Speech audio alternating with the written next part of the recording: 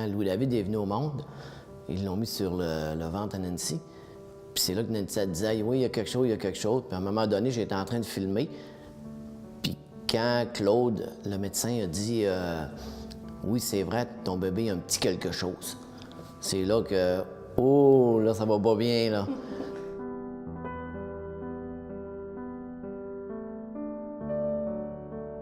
Je suis parti tranquillement avec ma caméra dans les mains, mais là, ça marchait plus, là, je voyais, là.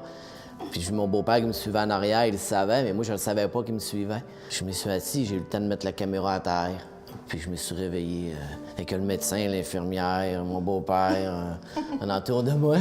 La pédiatre de garde a eu un doute et là, ils ont envoyé un fiche à Sainte-Justine, puis on a eu 48 heures après les résultats. Mais au début, ils nous ont dit que ça prendrait 3 semaines à avoir le test. Puis moi, j'ai mis mon pied par terre. J'ai dit, vous pouvez rien faire de plus rapide. Vous pouvez pas nous dire... Pendant 3 semaines, ça va être peut-être Parce que là, mais on c'était le cette sait pas. attente-là qui était la plus effrayante, là. Alors moi, j'ai dit, il n'y a rien qui existe de plus rapide dans le système. Puis c'est la résidente la plus jeune qui a appris à la plus âgée. Ah, il existe un test qui prend 48 heures. J'ai dit, mais là, vous allez faire ça parce que nous, on ne veut pas attendre 3 semaines. Peut-être que vous avez une enfant trisomique, mais on ne le sait pas. 3 jours après, ils ont comme eu des petits doutes parce qu'il y avait la ligne dans la main, puis il y a les petits traits asiatiques. Mais moi, quand je suis née, j'avais les traits asiatiques aussi. Donc là, ma mère a dit « Ben non, je vais montrer des photos et tout. » Puis, comme de fait, c'est ça. Ils ont dit « On va faire les tests », puis ils sont revenus 10 jours plus tard. Puis c'est ça, on a eu le résultat. Ça a été lancé comme ça, que bon, votre fils est atteint d'une trisomie 21, puis c'est tout. On ne pouvait pas le croire, parce que tous les tests qu'elle avait suivis auparavant, c'était... Toutes mes échographies, mes prénates-tests, mes prises de sang, tout était parfait, donc c'est sûr que ça a été comme... Le 10 jours d'attente a été pénible, l'enfer, parce que tu es tout le temps en train de... Tu vis, tu sais, c'est ma première grossesse, mon premier bébé, puis là, tu vis pas le moment présent parce que tu pleures tout le temps, parce que tu sais pas qu'est-ce qui se passe. Puis là, j'avais une césarienne en plus, donc là, je peux pas vraiment le prendre, je suis couchée. C'était pas évident. Le lendemain, Jean, le père de Joël, est arrivé avec Judith. Il est arrivé avec ses fleurs, puis avec Judith, bon et tout. Puis on l'a, je sais pas si tu t'en rappelles, Judith, c'est ce que Jean m'a raconté, parce que moi, j'étais couchée dans ma chambre. Alors, on l'a arrêté dans le corridor parce qu'il l'attendait. Puis là, ils ont dit, bien, Monsieur Martin, on voudrait, le chef de la pouponnière, le médecin de la pouponnière, voudrait vous rencontrer. Puis là, ils ont mis Judith à l'écart, effectivement, et ça a été une brève rencontre avec le médecin. Donc, le médecin l'a annoncé à Jean. C'était très bref. Il avait peu de mots. Il ne savait pas quoi dire. Il était peu rassurant. Et puis, il a demandé, ce qui est, à mon avis, totalement inhumain, il a demandé à Jean de garder ça pour lui pendant 24 heures, de ne pas me l'annoncer parce que je venais d'avoir une césarienne. Bon.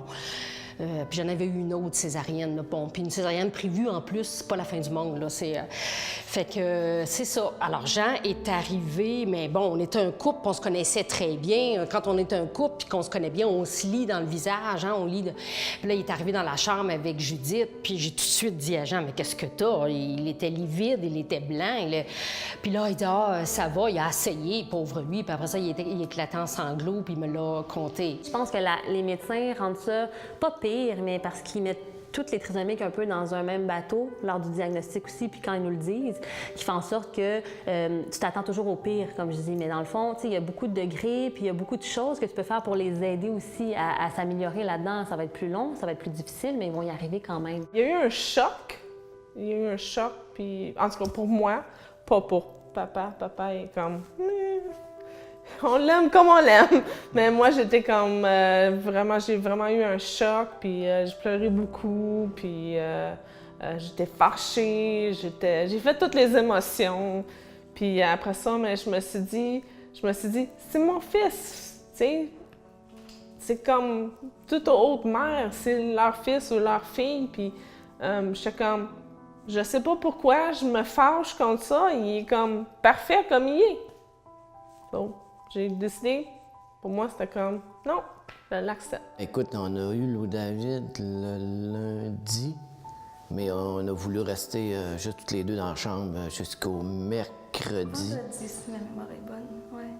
En tout cas, peu importe, une couple de jours, parce que ça fait quand même 17 ans. C'est une couple de jours, mais en tout cas, on a... On était choyés. On était choyés, mais quand on est resté juste tous les deux, on a broyé, par exemple. C'est comme c'est un deuil, hein, dans le fond. Fait qu'on a broyé beaucoup. Fait qu'après ça, rendu 2 jours après, on s'est dit, garde, ils nous l'ont donné, on va le garder, mais venez pas nous le chercher, par exemple. Sur le coup, ça a été un choc. Mais pas le fait d'avoir un enfant trisomique. C'était plus, pour moi, personnellement, c'était plus, je pensais plus aux parents. C'était plus les parents. Comment ils vont prendre ça? Moi, j'étais plus inquiète au niveau des parents. On a été laissés vraiment à nous-mêmes. C'est ça qui est, c'est comme le plus triste, parce qu'à l'hôpital, ils m'ont donné mon congé, puis ils m'ont dit, bien, arrangez-vous, madame, puis vous voyez comment vous allez vous débrouiller. Sur le coup, je pense qu'il faut que tu digères, t'acceptes. Premièrement, c'est l'acceptation de ta réalité, là, qui est vraiment pas du tout ce à quoi tu t'attendais. Fait que je pense qu'il y a eu quelques jours, mais c'est pas long. Moi, je me retourne vite, là, puis je suis comme, OK, bon, là, ben regarde, c'est ça. Mais il y a quand même eu un moment où, oui, comme je dis, on a pleuré, on était comme, bon, qu'est-ce qu'on fait? Puis après, on s'est dit, mais on va tout faire pour qu'il soit le plus cool trisomique ever. C'était genre notre objectif ultime. On s'est dit, il va être cute, il va être beau, il va être le fun, il va être hot. On va faire tout pour l'aider, en tout cas, du mieux qu'on peut. Fait que je pense que ça a été vraiment notre première réaction. Puis on s'est dit, OK, let's go, on fonce. Puis qu'est-ce que tu veux qu'on fasse de toute façon? Après ça, on a eu du support de la travailleuse sociale de l'hôpital. Et ce qui a été super aidant, c'est qu'elle nous a demandé si on était intéressé à rencontrer une femme qui avait déjà un enfant trisomique, mais qui était encore jeune, son enfant trisomique. Puis elle dit, quand vous serez prête, vous nous ferez signe. Et puis, on l'a rencontrée, cette femme-là. Puis après cette rencontre-là, on s'est dit, OK, c'est pas la fin du monde. C'est une femme joyeuse. Son petit garçon avait 8 ans. Elle avait une belle vie avec ses autres enfants. Elle faisait des voyages. Moi et Jean, on était des passionnés de voyage. On s'est dit, on peut plus voyager, bon, tout ça. Puis on s'est dit, ben non. C'est bien non, on peut avoir une belle vie de famille, puis tout.